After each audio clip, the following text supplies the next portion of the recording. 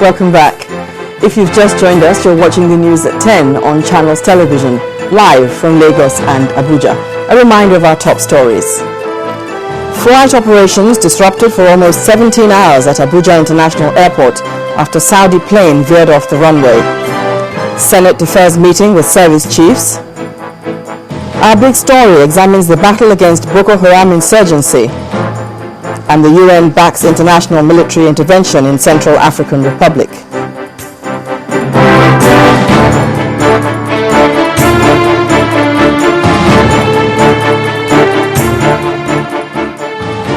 Well, all our top stories can be found on our website, channelstv.com, and on youtube.com/channelsweb. To get us on the move, visit m.channelstv.com to view us live on your mobile device. You can also download the Channels TV app for Android, iOS and Windows phones from their respective stores. And you can now interact with the Channels Eyewitness feature on our Android and Windows 8 platforms. If you have a picture or video to share with us, all you need to do is download the Channels TV application on your device, swipe to reveal the Eyewitness menu, and follow the instructions to share your report, pictures and videos. Following the Abuja Airport incident, the Senate Committee on Aviation has shifted the public hearing with the Minister of Aviation, Mrs. Stella Odua, and agencies under her ministry to Tuesday, December the 10th, 2013. Addressing a press conference, the chairman of the Senate Committee explained that the postponement became necessary after the minister led other aviation agencies to clear the runway of the Nnamdi Azikiwe International Airport. The Senate had summoned the aviation minister and heads of federal aviation agencies to explain the rate of crashes in the country. This meeting is not able to continue today because of an emergency development. 747 aircraft, cargo aircraft belonging to Saudi Arabian Airline, had some problems landing into Abuja. And as a result, the runway is closed for flight operations since this morning. So all the agencies in the aviation ministry with their chief executives are all there battling to ensure that the aircraft is removed from the runway and normal operations start again. The Julius Beja has been invited. They are working with both AIB, all the senior officers of FAN, NCAA. So it became very necessary that we allow them sufficient time to solve that national challenge. We've been able to take Tuesday, which is the next legislative day, after session by 2 o'clock, to now have the minister and her team in audience. Well, now to security matters. For the second time in 1 week, the scheduled meeting between service chiefs and the Senate has been deferred. No reason has been given for the deferment other than the absence of the Inspector General of Police, Muhammad Abubakar, the Chief of Naval Staff, Admiral Dele Ezioba, and his Army counterpart, Lieutenant General Azubike Ihejirika. Although the Chief of Defense Staff, Director General of Department of Security Service, the Minister of Special Duties, and the Chief of the Air Staff were present, the meeting was deferred to an undisclosed date. The meeting was scheduled for the Senate to get first-hand information on the security situation in the Northeast and the progress made in solving security challenges. In pursuant of the Senate Rules 113 and 139, the Senate received the service chiefs into its plenary session and proceeded into a closed-door session. The service chiefs were invited to brief the Senate on the current security situation in Borno, Yobe, and Adamawa states. Barely 5 minutes after the military officers went into the closed-door meeting with the senators, the session ended. The Senate President announced that the meeting has been deferred to another legislative day due to the absence of some security officials. The Senate, in an executive session, deferred to another legislative day the briefing by service chiefs and security agents, the Inspector General of Police, on the performance of the state of emergency and security situation in the country due to the absence of the Chief of Army Staff, the Chief of Naval Staff, Inspector General, and the Inspector General of Police. Those that were present for the aborted meeting were the Minister of Special Duties, Alhaji Tanimu Turaki, the Chief of Defence Staff, Rear Admiral Ola Saad Ibrahim, the Director General of the Department of State Service, Mr. Eperengita, and the Chief of Air Staff, Air Marshal Alex Bade. The lawmakers said that it is necessary that all heads of the security agencies are present at the meeting. There was some logistic reasons that made them not to be available, and that's why we decided to postpone it to a time that we are going to communicate to them, and you can be sure that it will be as soon as possible. The briefing was rescheduled for another legislative day. I support the motion. Meanwhile, the Nigerian army has once again allayed the fears of Nigerians over the insurgency and other security challenges facing the country. The assurance is coming from the Chief of Army Staff, Lieutenant General Azubike Ihejirika. The COAS was represented by the General Officer Commanding GOC 81 Division Lagos, Obi Umahi, at the commissioning of 2 newly renovated blocks of 60 flats and 2 borehole water projects at the 35 Artillery Brigade in Abeokuta, the Ogun State capital. The Chief of Army Staff has introduced some security platforms that will help to address insecurity in Nigeria. One of them is the use of introduction of quick response group across major highways in the country. The aim is to address the insecurity problems that travelers face on our highways. So that is ongoing, that is active, and it is helping. There is also Operation Mesa that is involved in internal security operations across nations, states of this country. That is helping. And of course, you know that we are waging a major operation against Boko Haram terrorists.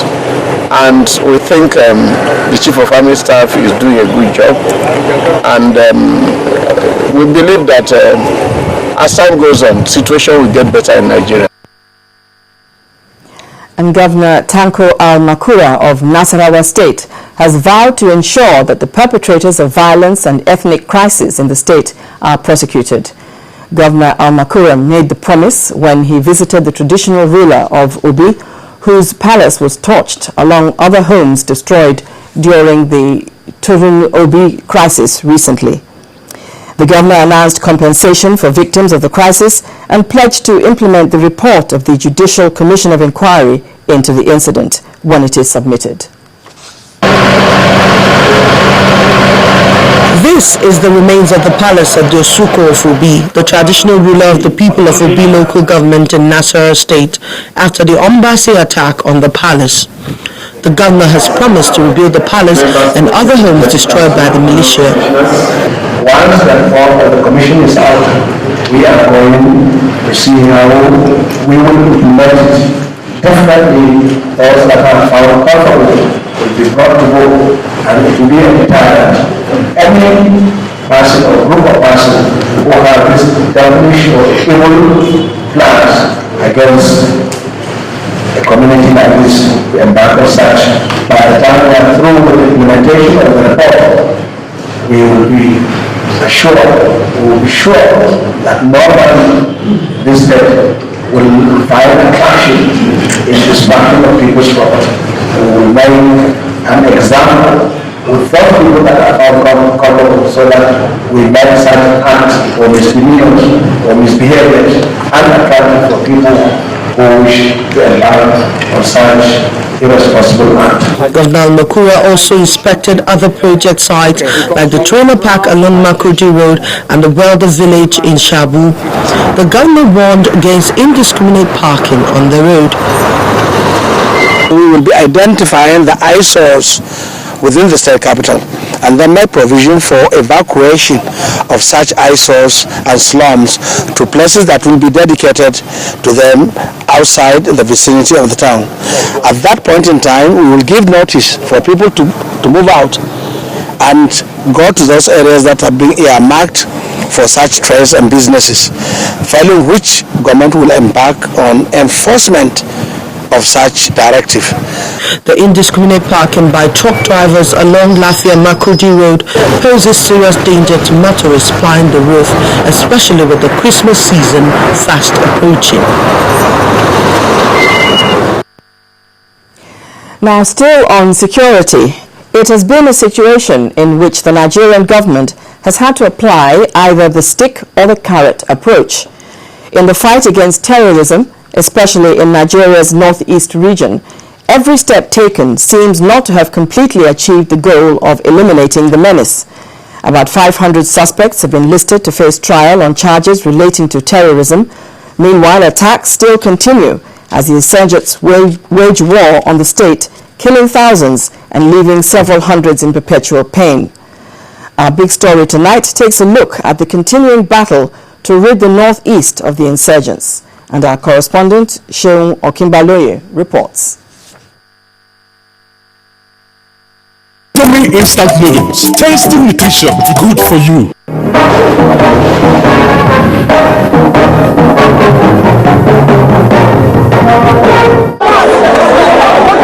Since 2009, when the Boko Haram insurgency became prominent, several approaches have been taken in tackling it, but it appears that the pill has not provided the complete cure. You see, we cannot use aggression. Have you ever seen a place where they use fire to quench fire? No, we cannot use aggression to quench another aggression, and that is why I keep saying that negotiation should not be left out of the table. They are trying, but then I wouldn't say that they've explored all the possibilities that are available in actually countering the terrorism phenomenon in Nigeria. Human rights groups say over 3,000 people have so far been killed since the beginning of the insurgency. Everybody is ready. They operate for almost good 5 hours here. 4 hours. They came after 3 a.m. in the night. Like how many of them? They are more than 200. The recent surprise attacks by the group after much talked about military campaign has hit deep into the heart of the military operation in the Nigeria's northeast region. As the military takes a step forward in curbing the menace, the insurgents appear to be taking a few more steps ahead. At least the manner in which those attacks have occurred suggests so. These ones live within the people, they strike at their targets and dissolve into the people. There have been debates on the imposition of the state of emergency in the state most hit by the insurgents. Again, a big question is how far has that gone in curbing the attacks? One, to restrict the movement of people for their own safety. The army came out today in the newspaper and they said that we are in a war situation. It's on the front page of newspaper. So there's going to be heavy artillery being used on the road. That's not a good day where you want to send your children to school or to hold a family picnic at the state park when you know that bullets will be flying. So there is need for street evacuation. So that is important. Secondly, it depends on what intelligence they have on their hand. If they have intelligence that the people that want to do arms have been circled within a given geographical location, there may be need for some form of curfew in order to reduce what we call collateral damages in the area of lives and properties. Experts have identified communication and intelligence gathering as a key part of the insurgency fight. But when the telecommunication lines were cut off, communication between the military and the people seemed to have also been cut off, hampering the intelligence gathering process. Cutting off telecommunication is just a stopgap measure. A stopgap measure in the sense that our borders still remain porous. Shutting down of GSM services in the northeast has only disconnected the people from that part of the country with people from other parts of Nigeria. It is no more a secret that the Boko Haram group has foreign terrorist link, especially to the Al-Qaeda terrorist network. The United States recently designated Boko Haram sect a foreign terrorist organization. The implication of this is that it enables the U.S. to freeze assets, impose travel bans on known members and affiliates, and prohibit Americans from offering material support. But will the move by the American government in any way make any difference in the case of Nigeria? It seems a full-fledged war is on. Tons of blood spilled, economy of the Northeast grounded, TST flowing at the senseless taking of lives and wanton destruction of properties. For Nigerians, every help is needed until the perpetrators of these menaces are brought to their knees. And for the Nigerian government, it is a clear case of no retreat, no surrender. For the big story, I'm Shehu Okinbaloye, reporting for Channels Television News.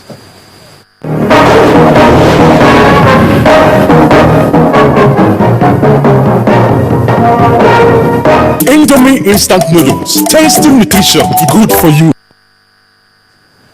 When the news at 10 returns, federal government asked World Bank and other international agencies to review rating on Nigeria. And this is because there was more investment inflow into the country. That's on Business News. Please join us again.